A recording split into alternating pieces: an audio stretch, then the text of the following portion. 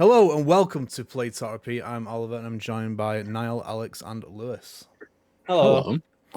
It's time for the PTR show, our sometime bi-weekly news and discussion podcast. This time we're discussing Last of Us chronological mode, as well as is Game Pass ruining gaming. But first, what have we been playing, fellas? What? Oh, I need to actually do the thing. I was With going my to do balls. What? Solid. There we go. Beep boop boop. What have we been playing? I'm gonna buy you one of those LOL Gatto button things, just for just for that purpose. I'd love that. Oh, the stream deck. The stream deck, Yeah. just so he remembers to do it. No, that'd be good. Niall, Yeah. you little pecker, what have you been playing? Oh, I've been playing a lot. I'll tell you that. So I'll skim the most interesting bits. So first of all, remember how we played Exit 8 about a year ago?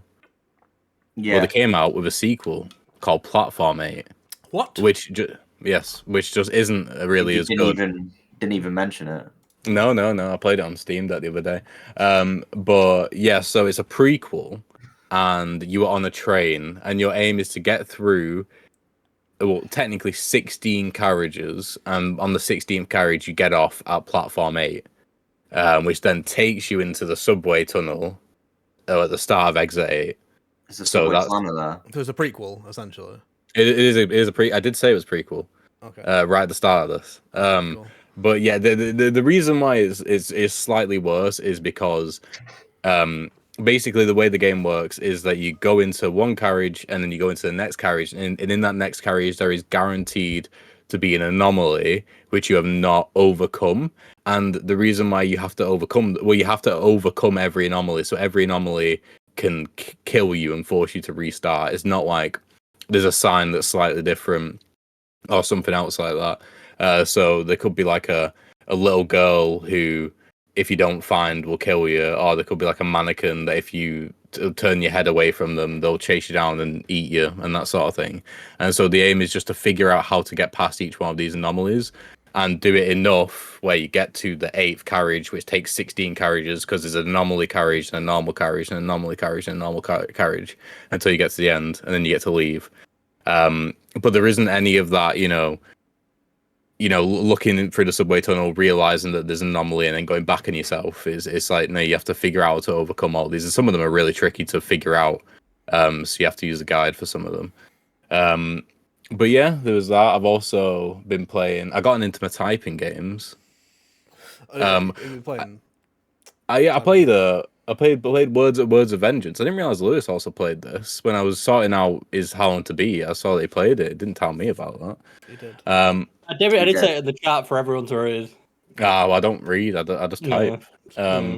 But yeah, so I played Words of Vengeance, which was a banger, and so then that got me on a typing game kick. So then I played the Typing of the Dead, which is very much a product of its time. There's a lot of just jokes which, first of all, are too offensive, but then there's also jokes which are just like classic early 2000s humor. Would you care to venture one of these offensive jokes on the podcast? No, but I'll tell you about another one. So like there was one where you just had to type out the rhyme for Humpty Dumpty, like to kill different enemies, and then at the end it said, instead of putting them together again, it was just like, oh, they had a nice breakfast instead, and it's just like that would have been proper funny, right on the other side of the millennium, but no, not anymore. Other than that, I played a game which you might find interesting, Oliver, and maybe Alex as well. Oh. I played The Frog Detective. The Frog Detective? The Frog Detective, which is, I think the Duck Detective was made as a direct response to the Frog Detective because it's older, but essentially just like a frog guy. And the first game, there's 3 of them. It's called The Haunted Island, a frog detective game. You go to the island, and the aim is to figure out what this ghost is and to get rid of it. And you have a magnifying glass.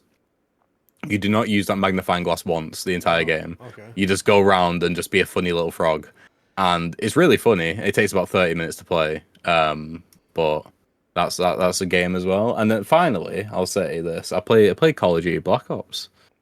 I want to play through all the Black Ops games, which I don't have to play 4. I found out the other day, before Black Ops 6 comes out, because everyone says the campaigns are always really good. Before Black Ops 7 comes out, sorry. Did you play I was that gonna mouse? say- Did you play that mouse and keyboard? By the way, I've been meaning to ask. I did, yeah, and it works fine. Yeah, Yeah. there's a couple of QTEs which are a bit weird because they're just random buttons on the keyboard, but Well, the controller aspect of it is really weird. You have to turn controller on, but you can't control any of the menus with the controller. So I can't stream it to my. Is this thing. Black Ops? Yeah, the first Black Ops. It's so weird. well, it was back in the day of like they just shoved stuff on PC. I mean, didn't yeah. they? To be fair, that is also true. Yeah, I forgot. This Black was like what Ops was, 2011. yeah, 2011, I think. Yeah. Yeah, so it's surprised it works as well as it does. I only had one crash at one point, and it was because I kept on tapping on and off the screen. 'Cause it doesn't have a borderless windowed, so you have to go full screen, and then it can cause issues. But yeah, it was a surprisingly really creative. There was one point, not to spoil anything, but there's one point where it's like an RTS, and you are maneuvering soldiers from above through an airplane, like looking down on them. And once you maneuver them to a combat section, you then like fly down. The camera flies down to a soldier in that squad, and then you fight that combat encounter, which I thought was really cool. And it only lasts for like 2 minutes. But yeah, and the story was quite good. It was intriguing. I got a twist quite early on, but I don't think it was one that was like meant to be hidden, I suppose. Cool. Yeah, that's me. Alex, playing anything? Yeah, I beat Breath of the Wild on Switch 2. It was good. I can't remember if that was before or after the last one. Yeah, I did the second DLC as well because fuck the first one, and I got the motorbike. Which one's the second? Is that the Champion's Ballad? Yes, and I got the motorbike and I beat Ganon while I was riding the motorbike. It was quite good. But yeah, Breath of the Wild, we'll eventually talk about that at some point. Yeah, I played the first Duck Detective game because I'm just waiting for Donkey Kong and I don't want a long game to play. So it was okay. I gave it a 5.5. It was there wasn't much to it. You both said that the second one was better anyway, didn't you? Yeah, it is better. It's just executed a little bit better. Yeah. So I'll probably play that this week just for the release of Donkey Kong because I don't want to play a long game. And then I beat Sly 3 again because it's been like 5 years since I beat it, and it's still just a cracking game. Sick. Blue Dog. So the stuff I've played, I can't really talk about much just because we'll talk about it at a different point. I beat Breath of the Wild on the Switch too. Yep. Which is the first time I've replayed it since the game came out. Very, very good game. Honestly, better than I remember it being. It was just a great time, and the Switch 2 enhancements made it just that much more of a joy to play. And the other game I've been playing, which I'm still like halfway through it, is Death Stranding 2. So again, I can't say much about it just purely due to spoilers, but also due to the fact that we will be making a video about it at some point in the future. Yeah. But that game's also just incredible. It's just it builds upon the first game in every single way, and it's better in every single way. Like it's just absolutely fantastic. It's a really good time. And I can't wait to keep playing it. I can't wait to see what happens. Can't wait to see what Kojima has in store for me. And it's just been a really, really good time. I disagree with you. I also disagree with him, but let's save it for the video. Yeah. So yeah, I'm also playing Death Stranding 2. I'm quite close to the end now. I think I'm genuinely a couple of hours off. I will finish it today. But we'll speak about that in the review. Other than that, I've also been playing the Duck Detective games. They're pretty good if you want just little short games to play. But what I've finished today is Tony Hawk's Pro Skater 3 and 4. Very good, very good. It's almost exactly like the first remake, even though it's a different developer. But I think the actual levels in 3 and 4 are better than 1 and 2, especially. There's a brand new level as well, which is really good. Do you know which one's the brand new one? I think it was like some sort of like it was like a mall or a campus or something. I don't know the answer, so I'm just naming stuff. College, university. There is one, something like that. Yeah, but I really like the water park level in 4. That was my favorite. It was really good. I think I gave it an 8 out of 10. just a solid good time. That's real. That's more than solid. Yeah, like the only thing, my only issue with the game is the soundtrack. Wait, you're beating it? Yeah, done. It only came out like yesterday, didn't it? I downloaded it yesterday. It's not a long game. Yeah, the game isn't very long. It's just you do the missions at each level, and that counts as beating the level. Yeah. I see. It's like you don't need to do all of them. You do enough to unlock the next level. The next level, yeah. And then once you've got that last medal, it's considered completed. And the thing about Tony Hawk, well, at least it's the way it worked in the first remake. I don't know if they changed it for this one, but in the first game, one of the things that made it at least a lot easier as the game went on is because you could upgrade your skater. Pretty much when you played because the remake for the first game obviously is Pro Skater 1 and Pro Skater 2. Once you play through Pro Skater 1, you've upgraded your character a bunch, so it makes Pro Skater 2 incredibly easy. So I assume it's the same in this, where you build up your stats a lot in 3, and then by the time you get to 4, you just sort of cracked. Yeah, it is. I didn't make it easy. Like when I played 1 and 2, I played as Tony Hawk throughout. But with this one, I've been switching between the Doomslayer, Michelangelo, and Bam. Yeah. So then the stats don't carry over between them. You got to kind of re-add them, but obviously there's some that are already added. It makes it a little bit more difficult, but it is exactly the same. So yeah, that is what we have been playing. Niall, what segment are we going to do next? Do you want to do your score update first, and then we can do we'll do the score update. Okay. Best Game Boy competition. Right, okay. I love it. That's a proper jingle, that. Yeah, there we go. Add some reverb and everything. So what we've been doing is we've been doing a Best Gamer Boy competition this year. I'm pretty sure we've talked about it at some point. Maybe we haven't. I'm not sure. But basically what it is a combination of factoring in most completions for the year, as well as the length of those completions as well. So the way we do it is that for each game that's completed, people get assigned points. You get assigned 1 point if you complete a game within 0 to 2 hours, 2 points 3 to 9, 3 points 10 to 20, 4 points 21 to 30, and then if it's over 30 hours, then you get 5 points. So far, Oliver has completed, and I'll tell you this, has completed 62 games. Though I haven't included Tony Hawk's actually, because that was a very recent one. And has gotten 135 points, which puts him in the lead, with an average completion time of 8 hours. I've got 76 points after completing. How many games have I completed? I've completed 45, I believe, and that puts 76 points. Then we've got Alex at 67 points, having completed what's that? It's 35 games, I believe, or 25 games. I'm trying to do 43 minus 18. That's 25, isn't it? Yeah. I believe. And then we've got Lewis at the back on 51 points after completing 19 games. Yeah, I will say that those numbers are subject to change because Niall's changing the goalposts because he can't. I didn't change any goalposts. He can't compete with my raw power, so he's trying to. But so we're also not including games that we have played before. They have to be new to our how long to beat profiles. So those numbers are subject to change because I know that I've replayed a few games this year. Yeah. And Lewis, what's your thoughts on that rule? What's your thoughts on that rule? I beforehand, like way before we started this competition, I always said anyway that I don't see replays as playing it's obviously playing a game, but I don't see it as a reason to add it onto How Long to Beat.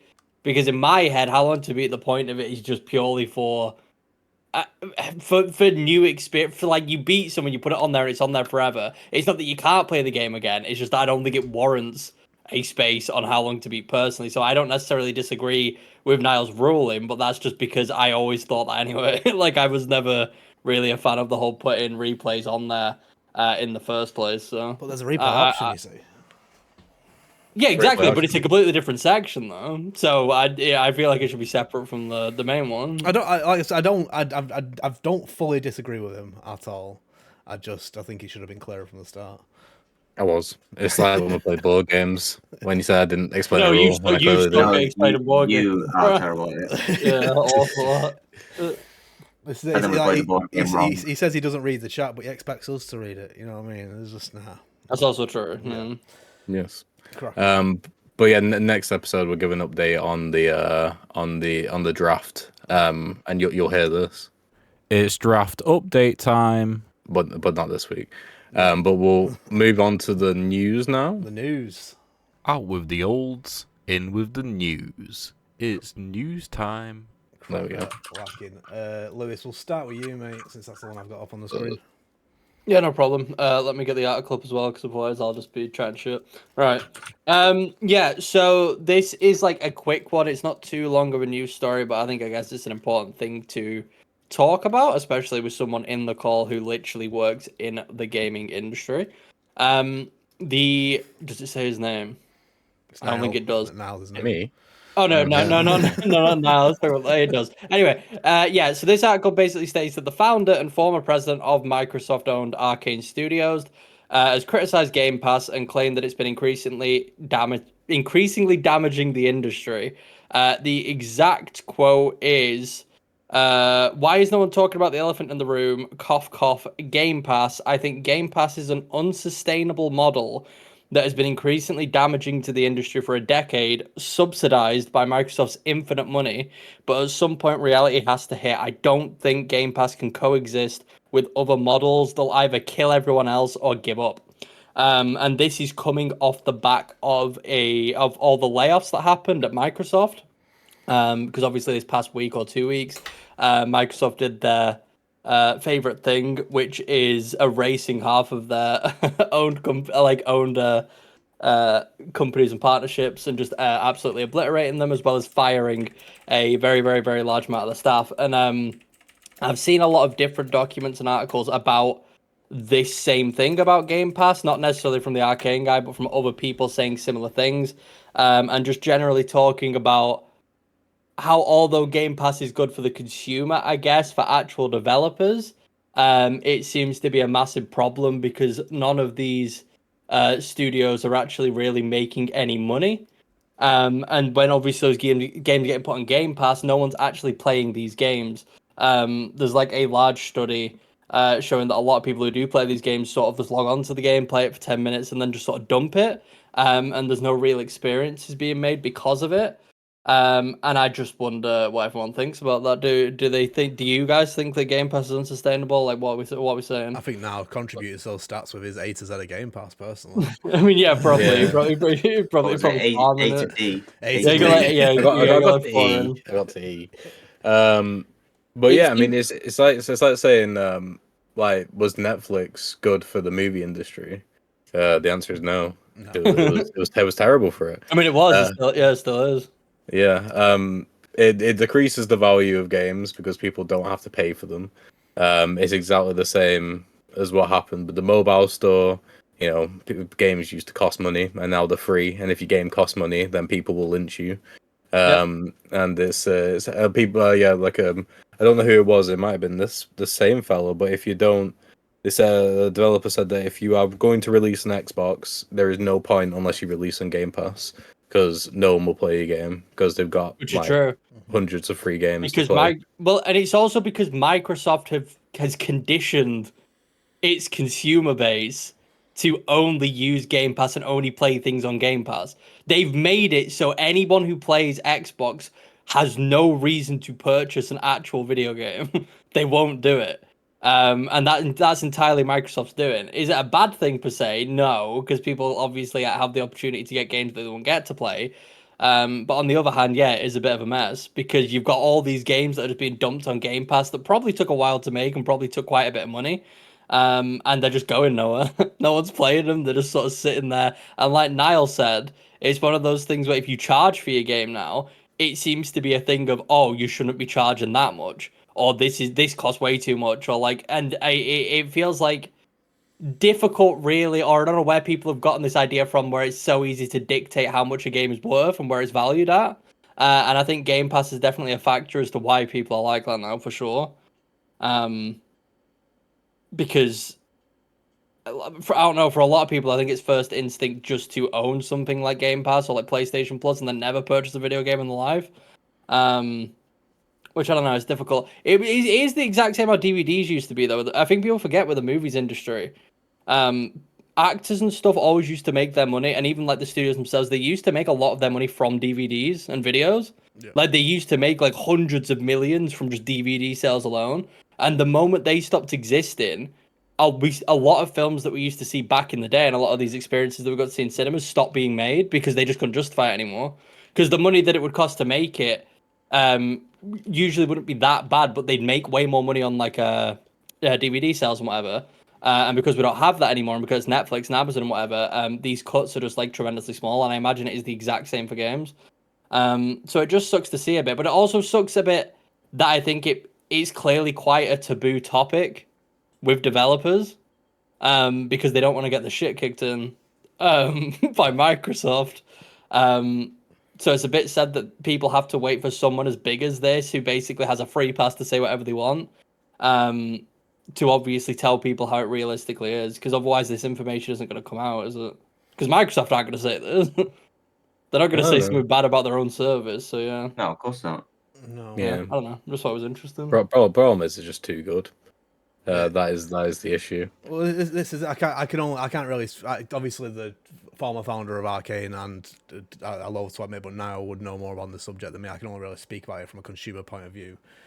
But Game Pass is great. You know, I mean, it is great. And it follows the same model that the music industry has gone, and the film and TV industry has gone, where it's all. What I like about it is that, like, when you buy a game off Steam, let's face it, like, and it's a long-term rent, but you are renting it, because you don't technically you don't properly own the game. At least Game Pass is upfront about that you are renting games. You know what I mean? Yeah. I do, but it's like Sony hasn't like really responded to Game Pass since putting the first party games and all that kind of stuff on it. They're still selling. Yeah, they're adamant. They did actually respond, No, but they not in that literally way. They did say the other day that they're reiterating that they're never putting first party PlayStation games on PlayStation Plus, and like on release anyway. Yeah, that lends credence to what the founder of Arcane is saying. Like, if Sony is seeing something there and seeing, if we do that, then it's not going to be sustainable. No. So yeah. I mean, it only works with Microsoft purely because, I mean, like the guy said in the quote, because they have infinite money. Yeah. That is the only reason why it works, and even then, it doesn't really work. Any other company attempted this is just not going to go well for them. It's especially, well, the thing is, they haven't got. It's been proven in the past couple of weeks they haven't got infinite money because they're having to. I mean, yeah, apart from all these layoffs, to gut the gaming part of Microsoft to pay for their AI fucking shite. Yeah, they're planning on spending 80 billion in the next 12 months on AI. Yeah, fucking that's why they use the cuts. Jesus fucking Christ, you know what I mean? It's just gutting the creative side to pay for the slop side, which is sad. On the other hand, though, Game Pass has undoubtedly made it so that games which never would have existed got to exist. Yes, for sure. And Xbox has always been good with that, like back to the Xbox Live Arcade days. Yeah, exactly. I think it was in 2018 when Phil Spencer bought a bunch of studios and made it clear that he wanted to focus on small games as well. And we see it on Game Pass. Like, Game Pass they add so many games a month, and a lot of them are games which, if they did come out, no one would have heard of them. But they most likely wouldn't have been made because they would have been funded purely off the basis that they were going to get that Game Pass deal. But we also do see Microsoft as well on the other end of things buy a bunch of companies and then just do nothing with the IP or licenses that they own and just sort of have them sit there permanently. Like that Perfect Dark one that they killed the other day is such like a heavy blow for no reason. People are excited for that. Well, the story behind that actually, coming from, I think it was Microsoft's side, was that they left them alone too much. That was the issue. Well, they gave them too much freedom. Yeah, they hired a bunch of a bunch of veteran developers came together to make a studio, and then they left them to it, and then it was after like 3 or 4 years, maybe even longer, that there was just nothing to show for it. They hadn't decided which direction to go in, and so then they got Crystal Dynamics to take over. But the project was in such like a dire state that they just had to can it. Apparently, showcase that we saw a couple of years ago was completely faked. Well, that And does not surprise me. Companies always lie about that sort of stuff. yeah, and so they didn't actually have a game.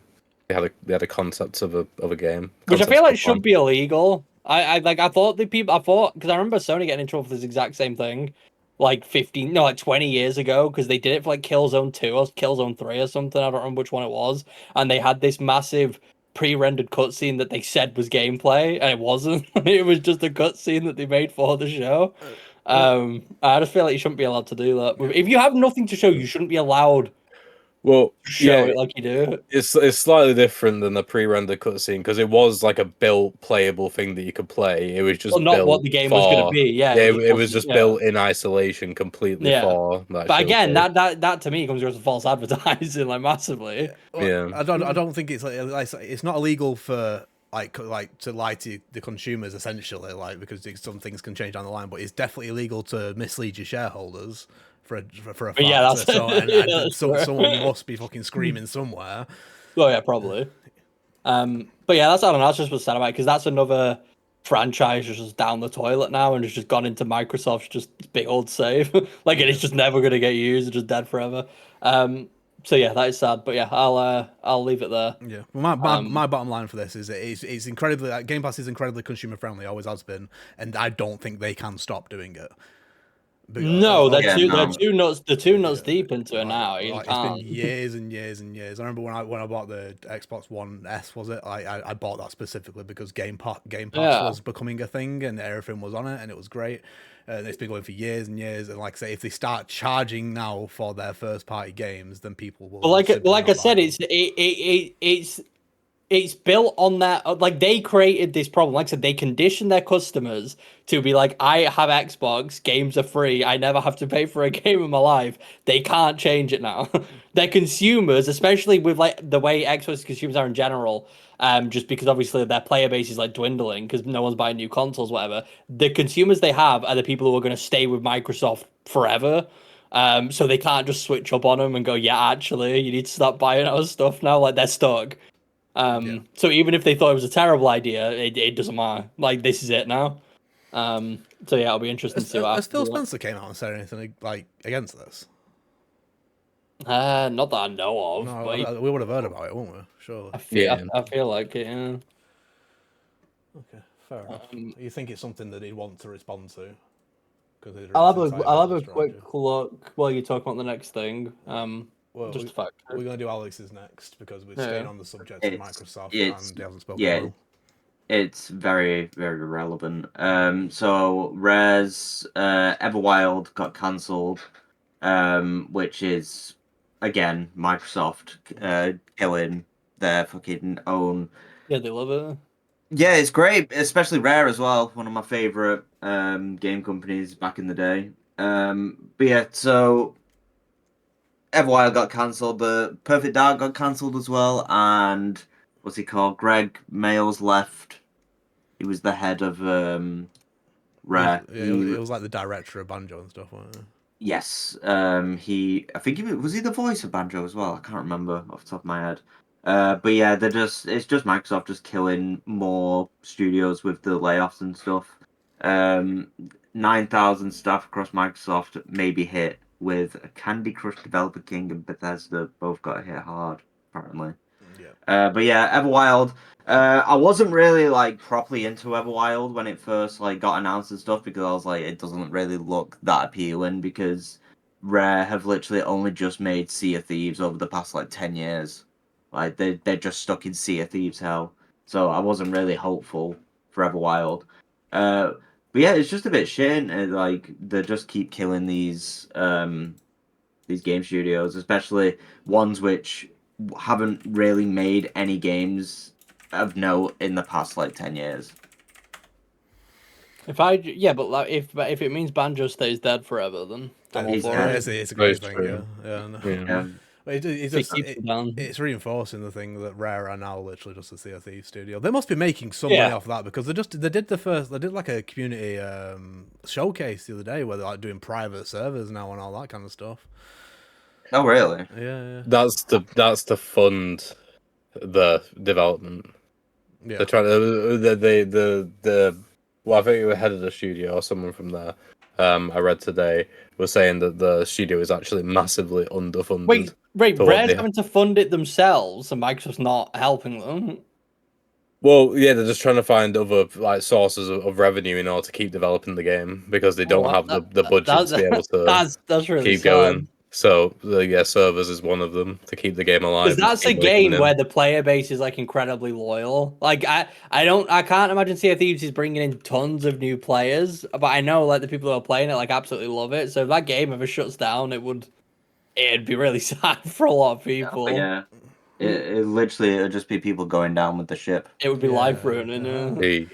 Yeah, no, Uh, the private server thing is weird because you can already get a private server. It's just this is a private server that other ships that you know can join as well. It's a strange one. Yeah. There was an update to this as well. Someone called Matt. I don't know. Matt Booty. Oh, Matt Matt Booty? Booty. Matt Booty. Head of Someone Xbox called Game Matt. Studios. He confirmed that Everwild and Perfect Dark got cancelled, and the company was winding down several unannounced projects, which could have been like a Banjo game. Who knows? But yeah, it's just. What else did he say? Yeah, that's basically the gist of all of his. It's a massive paragraph. Yeah, That's I get basically the gist of it all. it. It's fine as long as they're still making the Gears game. I'm not asked, you know what I mean? So, I mean, that's coming out like what next month? oh shit! Yeah, we might as well talk about fucking Forza as well. Forza's not being made anymore. Oh yeah, they cancelled. Oh, yeah. It's just like the entire series is just The original Forza for people listening, not Forza Horizon. So Yeah, obviously, Motorsport. Forza Motorsport was the original game, and then Forza Horizon was a spin-off they made.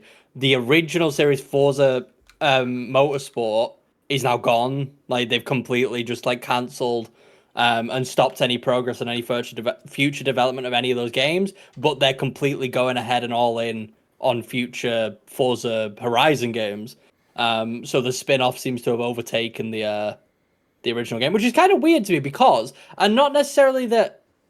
I guess people are craving these games, but because they're getting rid of that, Xbox technically doesn't have like a realistic sim racer anymore. Like PlayStation has Gran Turismo, and Xbox always had Forza, but obviously that's gone now. Like obviously Horizon's still a racing game, but it's not a sim. It's not a racing sim. It's an arcade racer, isn't it? you can still tune and all that kind of stuff, but no one really. Yeah, but it's not. It's not like bore. It's not like a snooze fest like Gran Turismo, which is just. Yeah. Sorry to the Gran Turismo heads. It's very boring. Yeah, It's boring. No one in this call is sad about Forza Motorsport No. being cancelled. But it's just- we appreciate I'm that. devastated. But it's just interesting that Microsoft have lost their racing sim because they don't have one now. Yeah? It's just third But party. I'm happy as long as Forza Horizon still gets made because those Yeah, games are Horizon's amazing. great. Yeah, substantially better game, more interesting, more fun. Cracking. We'll move on to Big Noz. Niall, what's going on with Last of Us? So they've bloody come out with a new way to play the single player. It feels like. Well, actually, I'll explain what it is. So yeah, you can now play Last of Us Part 2 in chronological order, meaning that you do day 1 of both characters and day 2 of both characters and day 3 of both characters. Meaning that before you they get can into- just have a worse time. Yeah, well, And also it's worse than that. Like, it's not just as simple as day one day. Like, it obviously is in terms of time, but like the amount I've looked at people playing it, the amount it jumps is ridiculous. Really? Like the constant back and forth between who it goes to is absolutely just nonsensical. I don't know how anyone could enjoy the game like that. so it cuts like even middays. Yes, Is what you mean? Oh, Yeah. that's ridiculous. like you Is cut it- into well, you no, cut I into, didn't like, see your Ellie season- and like you're like little Abby, and then you cut into like Ellie, and then you cut in back to Big Abby, and then you go back to Ellie. It's just like nonsense. I didn't see season 2 of Last of Us. Is that what the TV show's like? No, this is the thing. No. It introduces Abby a lot like sooner and gives her motivation sooner. Yeah, But- that's the key thing, is that it introduces and spoils Abby's main motivations for the game, whereas obviously in the game you don't get that till the halfway point. In the Yeah. show, it's given to you in the first 2 minutes of Yeah. the first episode. But Ellie is very much the lead for season 2, Yeah, and Abby is very much the lead for season 3, just as it was in the game. Yeah, like once if you ignore that Abby part at the beginning, it's just the same as day 1, 2, and 3 for Yeah. Ellie. So yeah. Because I saw a lot of comments. These obviously people who didn't watch the show or just those annoying people. The amount of comments I saw when this came out saying, you can play it like the show now. You can play it like the crappy HBO show now. Ha ha ha. And don't get me wrong, the HBO show is crappy. I agree, but like, it's not. The show wasn't chronological. That wasn't a thing in the show. They just did this for. Honestly, I feel like they did this just as a fuck you. Because I know I've done a lot of research on this game since I played it. Like back in the day when this came out, the amount of babies being like, the game would be so much better if it was in order. Like if it was actually in order and I understood what was going on, it would be way better than making me like play one half and another half. And so many people complained about that back in the day. So I mean, they've got what they want now. The people who didn't play the game or whatever because it didn't make any sense, you can play it like this, but it's just a ball ache. I don't know why you'd want to. I will be giving it a go. So I very much recommend anyone coming into like The Last of Us Part 2, like play it normally. Do not play it like this. I already said this to someone else. I feel, and it might be, to be fair, I actually don't know. I feel like you should be locked out of this mode until you've completed the game. Because if you play it like this the first time, if you're a first time player and you play it like this, you're going to ruin the game for yourself. Yeah. Like absolutely, you're going to ruin the entire experience, and you can't get that experience back once it's gone. So I just do not do it. If you've played it already, yeah, go for it. It might be fun to just see what happens, but yeah, don't do it as a first time thing. Yeah, it will be very I'm gonna give it a go because I've played the game 5 or 6 times now, and it'll refresh it a bit for me. Yeah, but I'll let you guys know how shit it is. It was just a weird thing to drop though out of nowhere. Like it's cool that they're still giving content updates for the game. Like I do kind of rate it, to be fair. If it feels like it's Naughty Dog's GTA. Yeah, they've also got 2 other games games on the go. It's just weird to. They do, and we still don't know. We still don't know about the other game, do we? It's hidden, keeping it secret. Exactly. So yeah, that's that. That's the news. That's the news, fellas. Shall we move on to the? We'll make it good time today. Shall we move on to the big cheese? Go on, then. It's the big cheese, Gromit.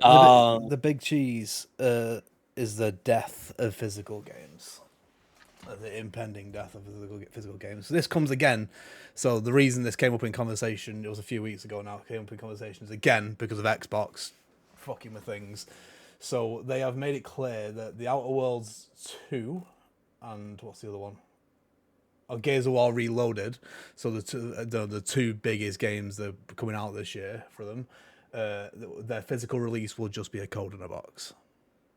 Wait, really? For Gears as well? No, wait, no, I might be wrong. There's 2 games. I can't remember the last one. Is it Ninja Gaiden? Oh, sorry, right there in front of my face. Sorry, yes, Ninja Gaiden 4 and Outer Worlds 2. They are just going to be codes in boxes. So that's sad. Yeah, it's looking like going forward, this is the way they're going to be doing things. Like fair enough, they've got Game Pass and all that kind of stuff, so it's not the hugest deal for them because I can't imagine they sell that many anyway. But it's certainly an impending death. I think is on the maybe far horizon, but it is coming.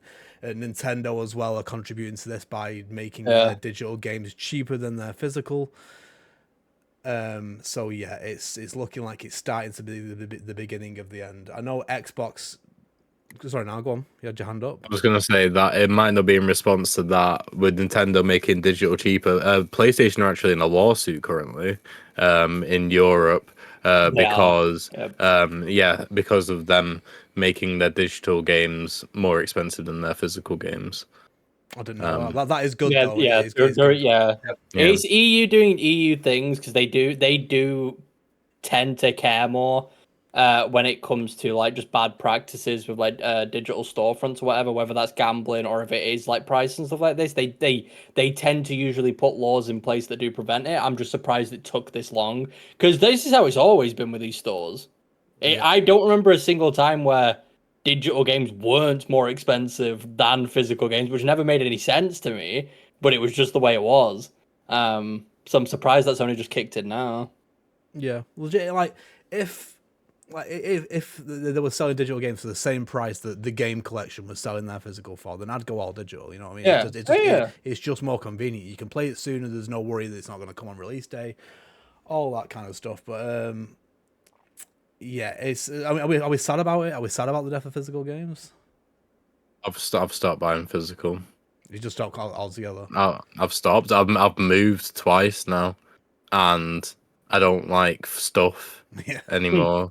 So yeah, I'm a digital guy, and also I just wanted to make sure I had Death Stranding 2, and I weren't relying on Nigel, the everyman, Yeah. to everyone, deliver.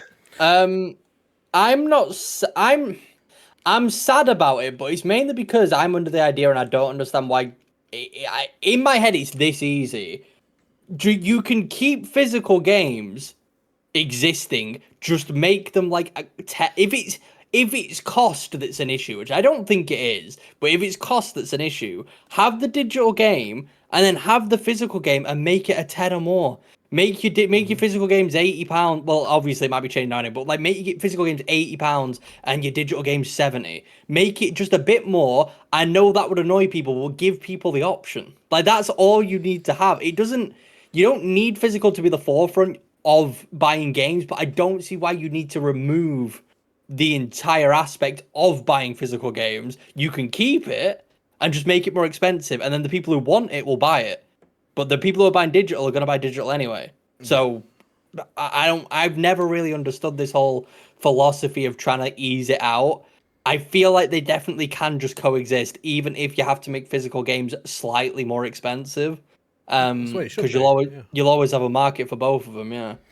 I don't like this idea, like I just said, of easing it out and being like, oh, they're slowly fading away and getting rid of them. The option should just always be there. It's like music. Obviously everyone listens to music digitally, but you can still go buy vinyls and stuff, can't you? Like it's an option, and it always should be an option. With the same Windows on the case, I mean, I'm going to ask a question we might not know the answer to, but does that mean you could redeem this code for your PC in the Xbox app? It's Play Anywhere. All first party. So it seems that they are making it because it's a digital game code, because it's a digital game. It'll be Play Anywhere. Wait, so if you buy a digital game on Xbox, that's also on PC Game Pass, that's also on PC. The you know what I mean, the Xbox Yes. app. Sorry. Yeah, to answer your question that you're going to ask. Yes. Yeah. Oh, okay. I didn't know that. I actually didn't That's know cool. that was a thing. Okay. Yeah, not every game has Play Anywhere. I need to be Yeah. clear with that. Not every game, but all first-party games going forward, at the very least, are going to have Play Anywhere, which is great. Okay. Again, incredibly Oh, yeah. consumer friendly. That is very cool. Yeah, I didn't know that. Love to see it. But so back to the physical games thing. So we're getting to a point where a lot of actual physical games that are coming out are not playable anyway without some sort of update. So that it kind of reinforces the point that no matter what, you are still downloading a digital game, no matter what you put in your what you put in your console. Do you know what I mean? Yeah, I mean, I can't remember what game it was, but I've got Virgin Internet. It goes down from time to time. And I was like, oh, I'll pass the time by putting this game in my console physically and trying to play it. And it was like, no, you can't play it.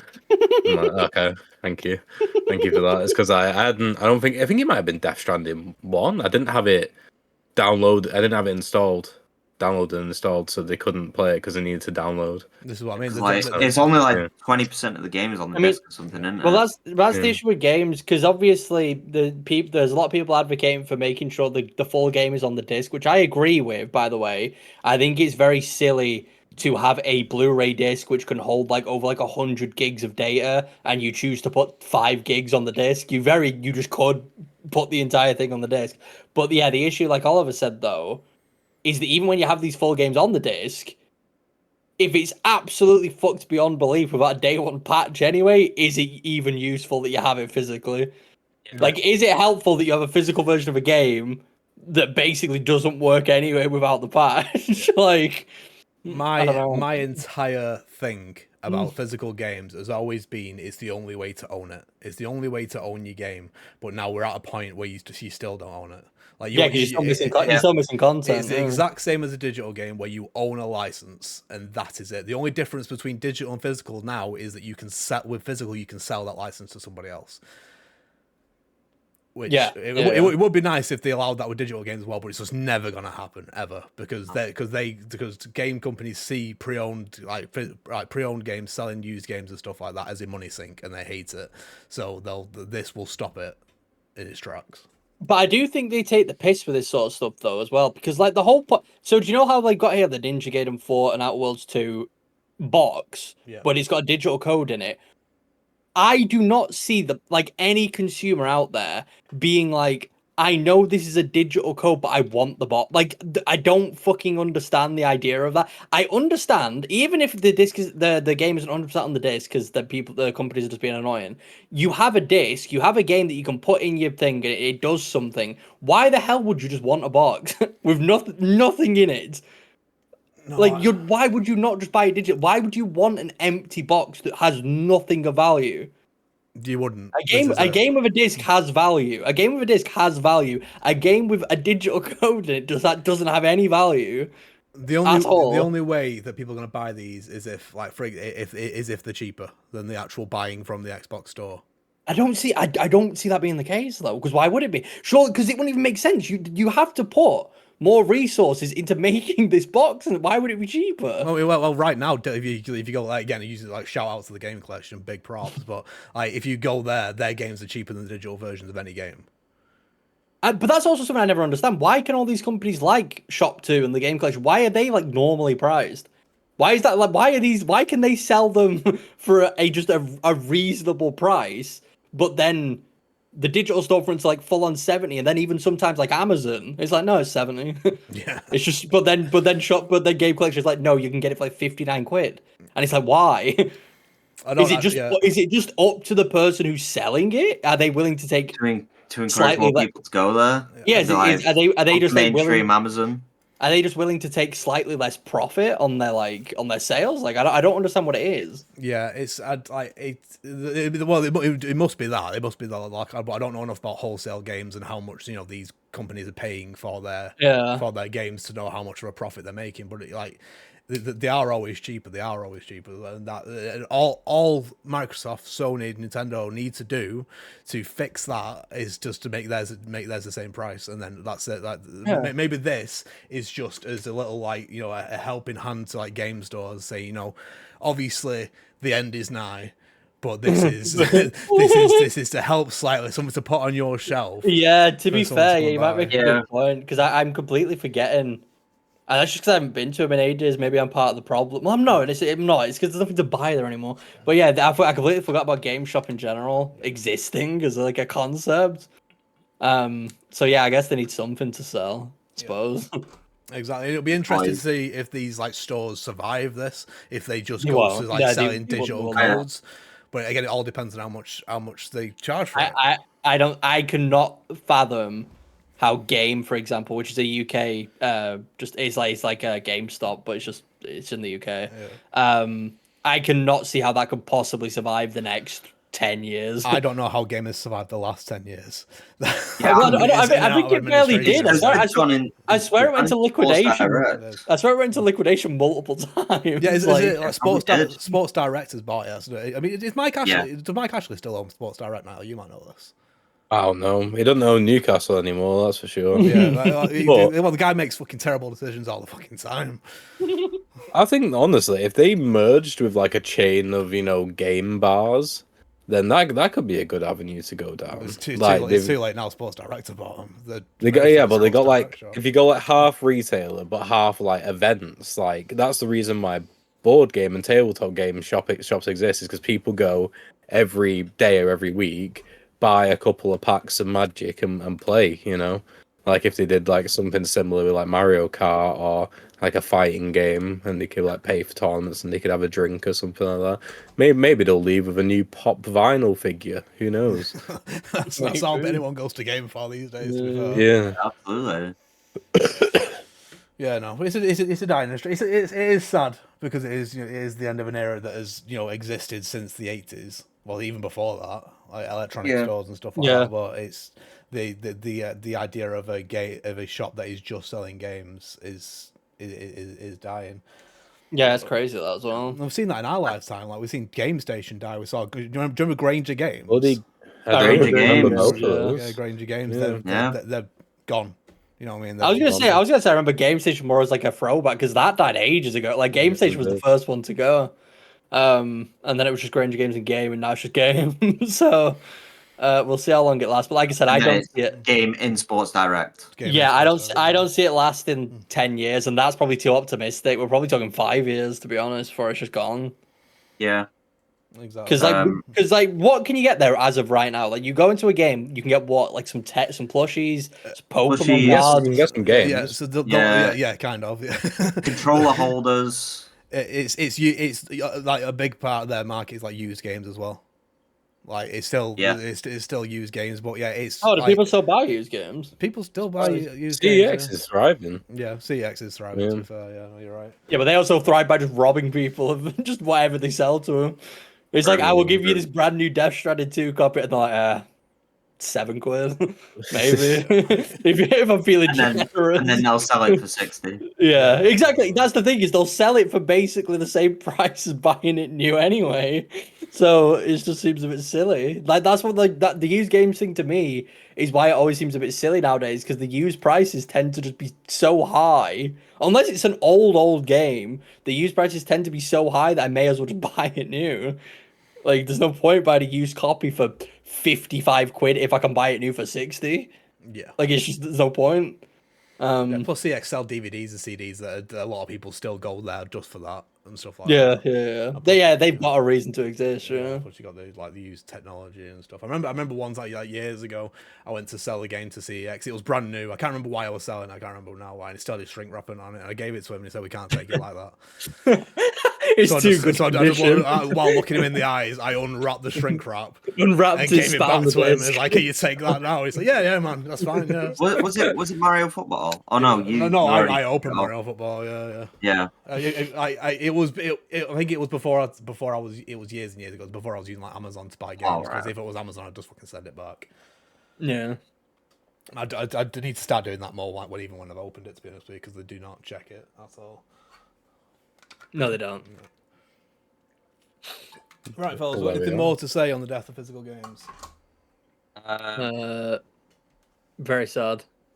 Yeah, like you could tell that it was coming. You know, like back in the day, you used to get like a manual with it, like stuff like that. You used to like it used to be all colourful. Then it started going like black and white, and then there was no manual. And it's literally just like you just get a disc in a box. Yeah, that's the thing. We've not had manuals since PS3, Xbox 360. Yeah.